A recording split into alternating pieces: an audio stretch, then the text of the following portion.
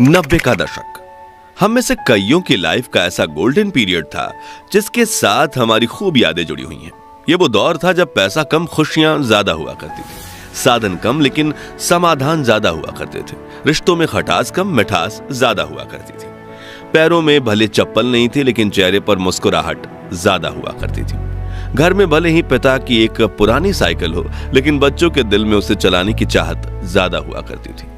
कहते हैं कि गुजरा जमाना लौट कर नहीं आता, लेकिन हम कुछ पलों के लिए समय में पीछे जाकर उस जमाने की यादों को जरूर जी सकते हैं। और आज के इस खास वीडियो में हम आपको ले चलेंगे 90 के दशक के उस दौर में जिसे देख आपके बचपन की यादें ताजा हो जाएंगी, आंखों में खुशी के आंसू भर जाएंगे और दिल कहेगा वो दिन भी क्या दिन थे। तो चलिए चलते हैं इस सुहाने सफर पर। आपको याद है उस वक्त माँ ईंट और मिट्टी से बने चूल्हे पर आग जलाकर खाना बनाया करती थी और शाम होते ही बच्चे खाने का इंतजार करते हुए माँ के साथ आंगन में बैठ जाते। चूल्हा जलाने के लिए खेत से पतली सूखी लकड़ियां तोड़कर लाई जाती थीं और जिसके घर में गाय भैंस हुआ करती थी वो उनके गोबर के उपले या थेपड़ी बनाकर उन्हें सुखाते थे। फिर चूल्हा जलाने के लिए उनका इस्तेमाल होता था।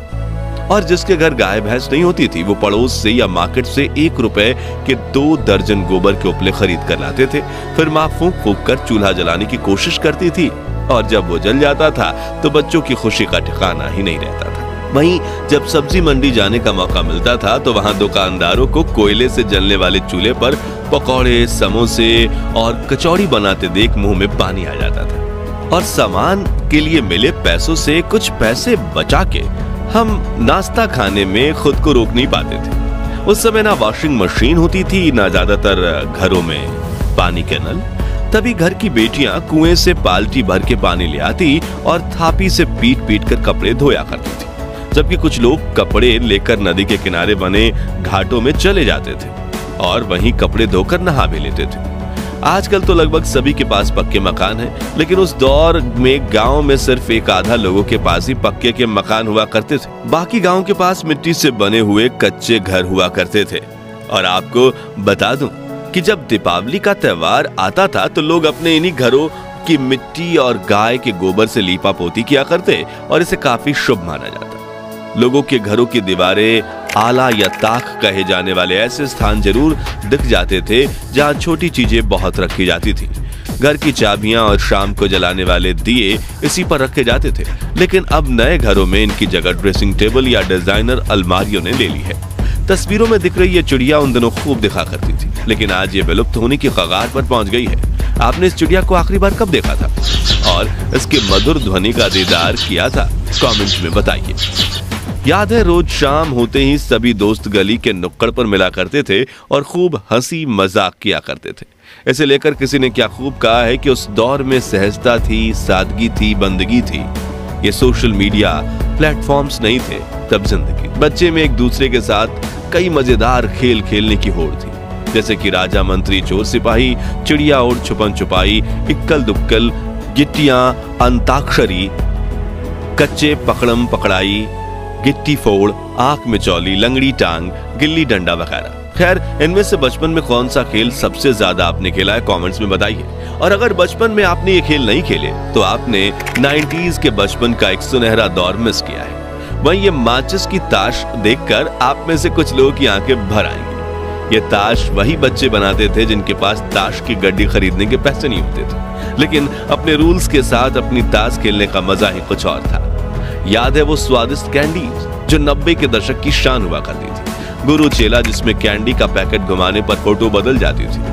पान पसंद, मैंगो बाइट, चटपटी कैंडीज, इकलिया, किस्मी, इमली की गोली, खाने वाली सिगरेट, जेम्स, आम पापड़, कप में मिलने वाली स्वादिष्ट जेली और मिल्की बार। ये कुछ ऐसी कैंडीज थी जो पूरे भारत में जोरों शोरों से बिका करती थी।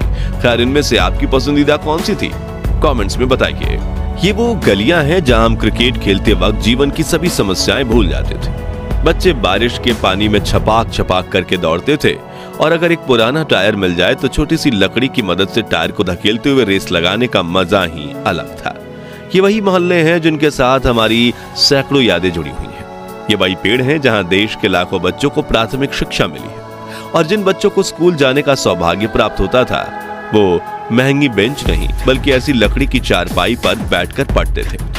जब पहली बार बंगाल में इंग्लिश स्पीकिंग क्लास खुली थी तब ऐसे दीवारों पर एडवर्टाइजमेंट दी गई थी, लेकिन आजकल तो अंग्रेजी के सामने हिंदी भी फीकी पड़ने लगी है। अब नजर नहीं आते ये डाकियां जिनकी साइकिल की घंटी सुनते ही घर में खुशियों की लहर दौड़ उठती थी। पोस्ट ऑफिस तो आज भी हैं, लेकिन खत लिखने वाला कोई नहीं। याद है, गांव से शहर गए लोग जब परिवार को एसटीडी पीसीओ पर फोन किया करते थे तो पूरे गांव में खुशहाली फैल जाती थी। प्रेमी प्रेमिका तय किए गए समय पर एसटीडी बूथ के पास बैठकर एक दूसरे को फोन लगाने की राह देखते थे और सिक्के खत ना हो इसलिए बात करने से ज्यादा ध्यान सेकंड्स पर होता था। लेकिन यार मजा बहुत आता। ये वो दौर था जब कांच की बोतल में तेल और रस्सी डालकर घंटों तक जलने वाली चिमनी बनाई जाती थी और रात को लाइट जाने पर इसे जलाकर घर वालों के साथ खाना खाया जाता था। याद है उस वक्त हमारी दादी नानी सिलबट्टे और मूसल में ताजी सब्जियों को पीसकर स्वादिष्ट चटनी बनाया करती थी। आटा पीसने के लिए घर पर ही 2 पत्थर वाली घटी यानी चक्की का इस्तेमाल किया जाता था। कुछ के घरों में मिट्टी के बर्तनों में खाना बनाया जाता था और खाने की हर बाइट में आने वाली मिट्टी की खुशबू मन को प्रफुल्लित कर देती थी। बर्तन भी स्टील के नहीं थे बल्कि लोहे, तांबे, पित्तल और कांसे के हुआ करते थे और डाइनिंग टेबल की जगह जमीन पर बैठकर हाथ से खाने का मजा ही कुछ और था। चलिए अब हमारे प्यारे राजस्थान में चलते हैं और 90 के दौर की कुछ ऐसी यादों को ताजा करते हैं जिनके बारे में शायद आजकल के बच्चे को पता तक नहीं होगा। तो उस वक्त राजस्थान के गांव में कई लोक नृत्य करने वाले समूह आया करते थे, जिनमें कुछ लोग स्वदेश में बने म्यूजिक इंस्ट्रूमेंट्स बजाया करते थे और कुछ उस मधुर धुन पर नृत्य करके गांव के बच्चे बूढ़ों का दिल मोह लिया करते थे। गांव शहरों में कठपुतली का खेल भी होता था, जिसमें कलाकार लकड़ी से बने गुड्डे गुड़ियां नचाकर खूबसूरत कला का प्रदर्शन करते थे। लेकिन समय के साथ ये कला ठंडे बस्ते में चली गई। मोबाइल फोन और वीडियो गेम्स के जमाने में बच्चे असल मनोरंजन भी भूल गए और जिन कलाकारों को कठपुतली का खेल देखने में दर्जनों लोगों की भीड़ जमा होती थी, उनकी आज कुछ दर्शकों के लिए भी आंखें तरस गईं। याद है, उस वक्त ट्रांसपोर्ट के लिए ज्यादा वाहन नहीं हुआ करते थे, इसलिए कई लोग बैलगाड़ी और ऊंट गाड़ी से सामान को यहां से वहां पहुंचाने का काम करते थे और रोजी रोटी देने वाले जानवर की देखभाल अपने बच्चों की तरह करते थे। 90 के दशक के गोल्डन टाइम की बात करें तो ट्रेन का जिक्र ना हो ऐसा तो हो ही नहीं सकता।